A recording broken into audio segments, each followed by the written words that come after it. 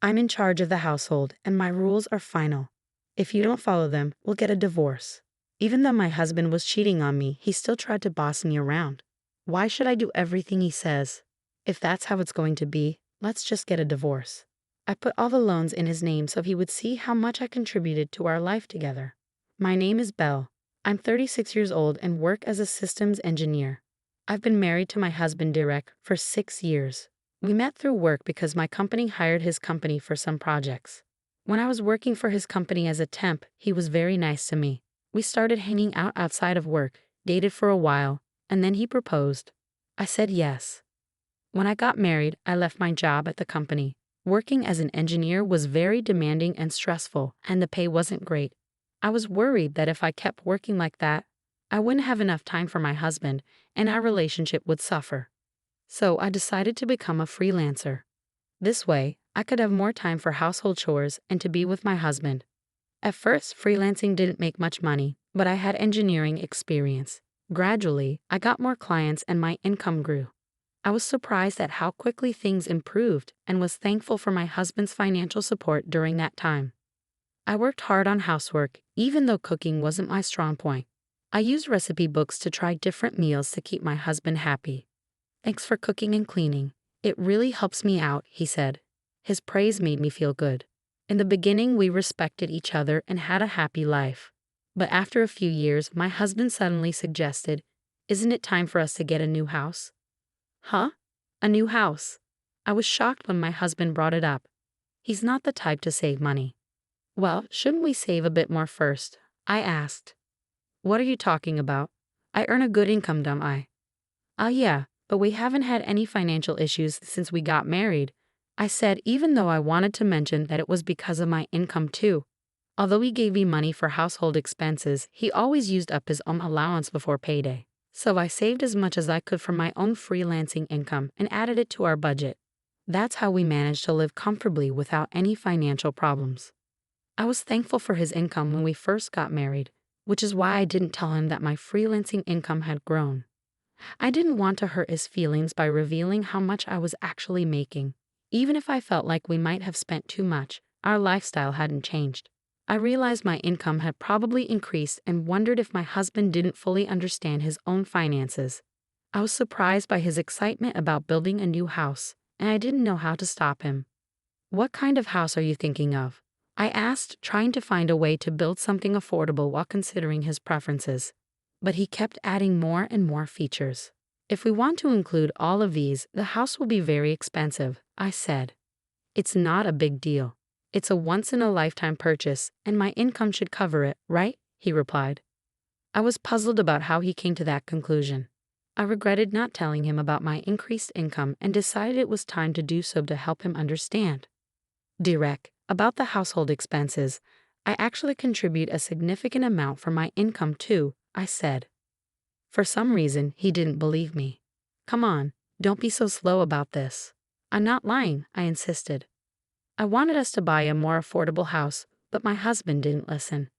He used his salary to take out a loan for a house that was stretching our budget. At first, I thought we were managing our money well, but over time, his spending got out of control. He started buying expensive clothes and watches and went out drinking every night with his colleagues. Even though he worked extra hours to cover these costs, his spending was hard to ignore. Despite all this, he was determined to build a house, and eventually he managed to do it. "Wow, this is a really nice house," I said. "A house is a clear sign of success, isn't it?" he said. He was right. The new house is amazing. It's spacious, beautiful, and comfortable. My workroom is bigger now, so I can fit a large desk and work more comfortably. This has made me more productive, and I'm thankful for that. But I'm still anxious about our monthly mortgage payments. My husband doesn't seem to understand that we're paying off a long-term loan every month. The house is in his name, but he tends to overspend, so his account is often empty. Because of this, I have to transfer my income into his account just to cover the mortgage. I'm getting frustrated with him, so one day, I decided to talk about it. "Don't you think you've been spending too much lately?" I asked. "I need you to think about things like the mortgage for the house," I said. My husband frowned and replied, "What are you talking about? We've been living normally since we bought the house." If that's the case, then there's no problem. You're just stressing over small details. And isn't it because you manage your money poorly that you're short? That's not my issue. What? Wait a minute. I'm always trying to save money from the daily expenses with the money you give me, and I'm also using my own earnings to cover the mortgage and other costs. So please don't talk to me like that. What's your problem? Besides, the amount you're contributing isn't that much, so don't act like it's a big deal. The one who earns the most is the best, and that's me. Don't try to give me advice, my husband said, trying to shut me down. I was shocked by how my husband had changed. He used to be kind and caring, but now our relationship felt strained. We barely talked, and sometimes we didn't even greet each other. He worked overtime more than ever and came home late at night. I started to question if it was okay to continue living like this. We were just coexisting under one roof without meaningful conversations. Maybe it would be better to get a divorce. But if there was a chance to fix things, I wanted to try. After thinking it over, I decided to take the first step and reach out to him. But my efforts were crushed when I saw him in town one day. I had gone out to buy a birthday gift for a friend. It was a weekday, so my husband should have been at work. But instead, I saw him in town, dressed casually, walking with a young woman I didn't recognize. I was stunned and immediately thought he might be having an affair. To find out the truth, I hired a private investigator. After about 3 weeks, I got the results and went to the detective agency. It turned out my husband was indeed having an affair. The woman was his colleague, and their relationship had been going on for about 2 years. I finally understood why my husband had started spending so much and coming home late. It was because he was having an affair. I was furious, especially after all the verbal abuse he had directed at me. He was the one being unfaithful. I felt foolish for trying to protect his feelings and our marriage. I decided to stop doubting and take action right away. When I rushed home, my husband was sitting on the sofa watching sports. I stood in front of the TV and laid out the evidence of his affair in front of him. "Explain this," I demanded. At first he looked surprised, but his expression quickly changed. "Oh, that's Meg. She's my new wife." "New wife? What are you talking about?" "Well, now that you know, there's no point in hiding it. Unfortunately, you're no longer needed." "What are you saying?" "Frankly, I don't need you in my life anymore. But Meg doesn't want to do housework, so you can stay and take care of that for her." "What? Are you out of your mind? I would never do that."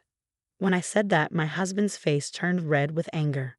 "I'm the breadwinner here, so my rules are final. If he can't follow them, then it's divorce."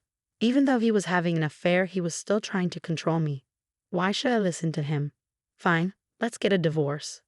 "Huh? You had an affair, so we can't stay married. Let's just get a divorce." He was surprised but soon agreed. "Okay, but don't come crying to me later.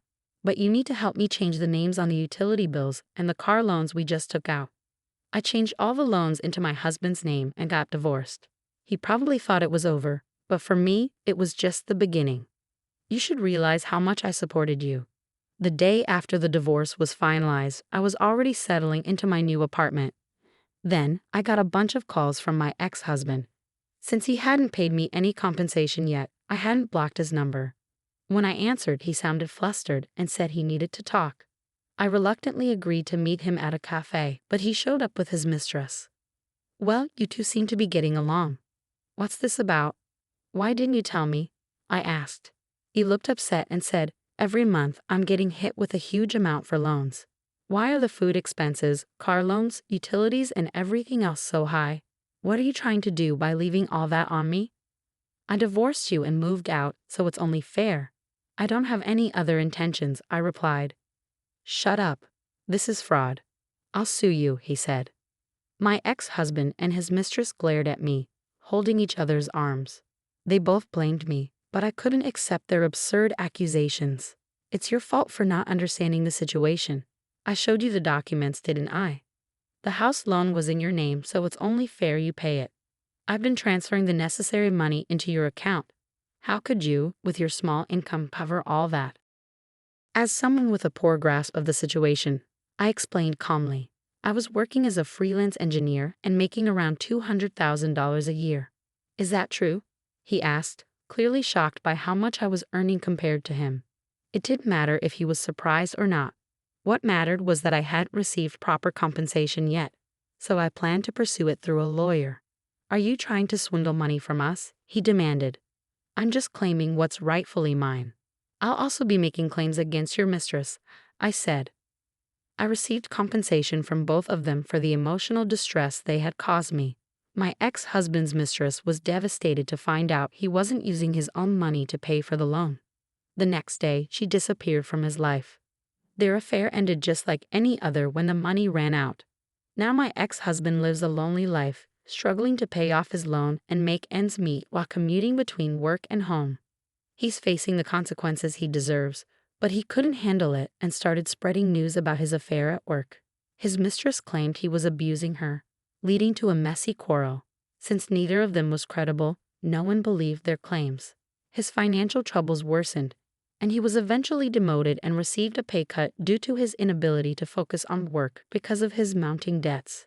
It's all his own fault, and frankly, he brought it on himself. As for me, I was nervous at first when I moved into my new high-rise apartment, but now I'm enjoying my life here. I'm not interested in marriage or romance for a while, but that doesn't mean I want to be alone forever.